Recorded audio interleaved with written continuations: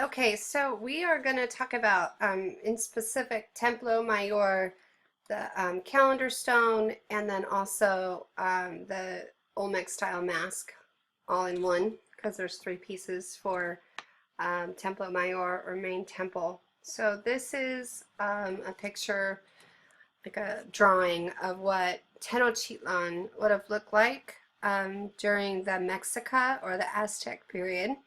And that dates from about 1375 to 1520. And most of the city was made out of stone, or at least the temple was, a volcanic type of stone. And um, and then the jadeite was what the Olmec style mask is made out of. So this is modern day Mexico City, by the way. If you look here, this exact part, the city, is the heart of Mexico City today. If you go like this, there's Templo Mayor, looking at it from afar, and there it is. If you look at it as a grid structural plan, so it's a very laid out, well thought out plan. And then you could see Lake Texcoco and other archaeological features of the site. But one of the things you should notice is that Tenochtitlan was surrounded by water, and that's not the case now. This area is all covered in landscape as people as the area was filled out, and now there's mass population in Mexico City. But originally, Tenochtitlan is where Mexico City is today. And it was so it was part of a lake in 1325. The Mexico settled next to actually a swamp, but they drained the area. They created a lake with an island city at the center, and it linked three. They linked the mainland through three raised causeways, which you can see on that map. They also had two aqueducts that brought fresh water into the city and actually grew to be much larger than any European city of that same time of 1325. Like, also got to remember that that same time is also a time of plague and disease in Europe, but still, that was a large city at the time. It's considered a sacred precinct. It had a walled enclosure that contained temples and dozens of other buildings, but the ceremonial center consisted of two-step pyramids, and they were painted red and blue, with nearby palaces that were painted white. There were also nearby schools for sons of nobility, houses for priests, a ball court, a skull rack displaying the severed heads of the sacrificed, and several other pyramids and temples, all surrounded by protective enclosures. So the Mexica, they had their religion, which saw the sun in a violent and a perpetual struggle for existence, and it had to be nurtured by human sacrifice. Thus, several thousand people were killed each year in rituals. When it was finally conquered by Cortez, he told of a city of 200,000 inhabitants on an island. The capital was destroyed, and now there's a cathedral built on the location. So the next slide is Templo Mayor. So the main temple in the complex was the cosmic center of the Aztec universe. It had large incense braziers, or basically large fire pits where they would burn incense, with serpent heads and cauldrons on all four sides to receive offerings. It rose on four platforms to represent the celestial levels of the cosmos.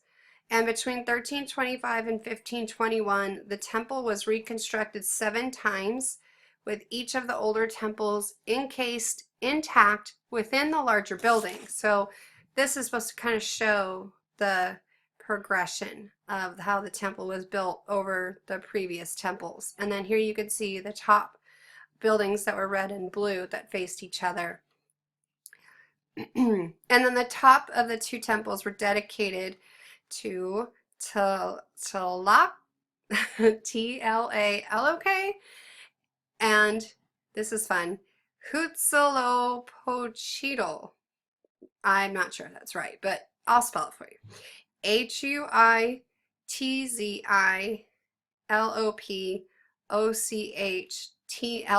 So you try to say that. They had 2 staircases leading up to them. So Tlaloc was an ancient rain god. Oh, I have the pronunciation. Here we go. It's pronounced Huitzilopochtli, hmm, whose temple was in the south, and Huitzilopochtli was the Mayan warrior god who fought his brother and sister, or Koyolshoke, the moon goddess, immediately after his birth, and that's pronounced or spelled Coyolxauhui.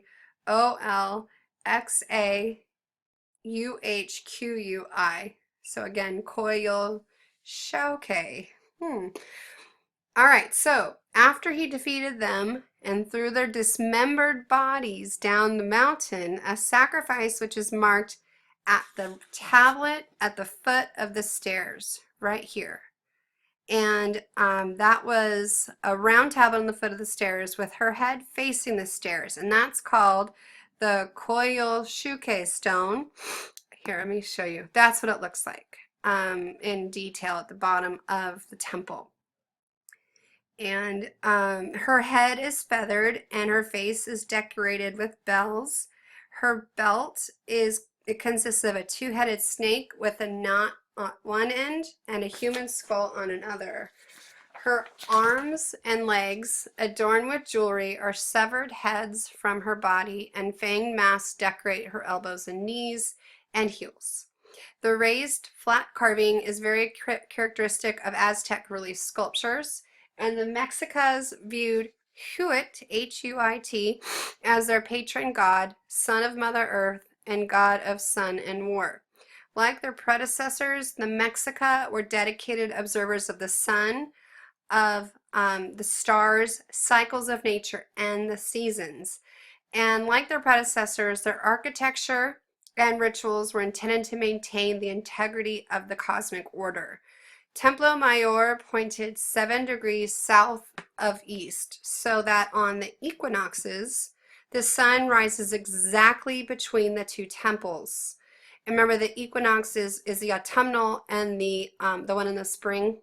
I'm blanking on what they call it in the spring, but usually around March 21st and September 21st are usually when the equinoxes are. So during the raining season, the sun rose behind the temple Tlaloc, and during the dry season, it rose behind the temple of Huitzilopochtli. The double temple thus united these two natural forces, sun and rain. So sacrifices would take place at the top of the temple, where priests cut out their hearts of the sacrificed in order to ensure the survival of the sun and gods. So, I mean, pretty bloody. And then their bodies were rolled down the stairs. So then they would, after they tore their heart out, they went over to the staircase, and then they were rolled down the stairs and then dismembered, and their hats were put on a skull rack. So they were killed on the top and rolled down the temple to reenact the killing of Koyoshuke, the moon goddess. So that's Templo Mayór. So now I'm going to move on to the calendar stone, and then I'll do the Olmec mask. But first, with the calendar stone, it's made out of basalt, and it dates from 1375 to 1520, and it really is Olmec in inspiration. The Olmecs, who predated the Mexica, they originally built ceremonial platforms which were decorated with monumental sculptures of altars, and then colossal heads of rulers wearing helmets for taking part in a sacred ball game. These sacred ball games were a method of communicating with the supernatural world. And then a monolithic calendar stone over 3 feet thick and 10 feet in diameter and weighing over 24 tons was founded under the main square, and then on its face is a representation of the sun god. The Aztec took previous Mesoamerican beliefs and adapted them. Most Mesoamericans believed they were living in the 4th era or sun, but the Mexicans believed they were living on the 5th sun, a new era that coincided with the Aztec Empire. This stone boldly makes this claim by using the dates of the destructions of the 4 previous eras to form the glyph that names the 5th sun. So the end of each period is 52 years in the Mesoamerican calendar and was a particular dangerous time that required a special ritual. The central face combines elements of the sun god as the night sun in the underworld with clawed hands and flint tongue of earth gods, symbolizing the night sun of the hungry earth. The four squares surrounding the sun name and of the four previous eras in which the Mexica believed that gods created the world 4 times before the present era. Together, the central faces with 4 calendar glyphs combine to form the glyph for the 4 motion, and that was believed to be the day on which the 5th sun will be destroyed by a giant earthquake, which remember was supposed to be 2012 was supposed to be when the Mayan calendar said that the world was going to end. So that's where that comes from. The next band contained 20-day signs of a 260-day ritual calendar.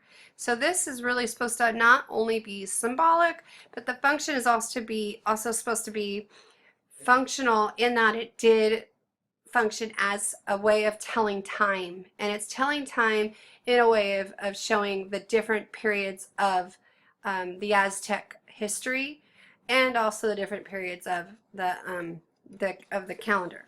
So the band around the Aztec symbol for the sun, there's also a round disc with triangular projections that would denote the sun's rays. And then the final band has 2 fire serpents which encircle the outer part of the disc and have human faces that emerge from their mouths. And then the Olmec mask was found buried as an offering in the temple precinct. And so they found now moving on over to here, the Olmec mask. So the Olmec mask was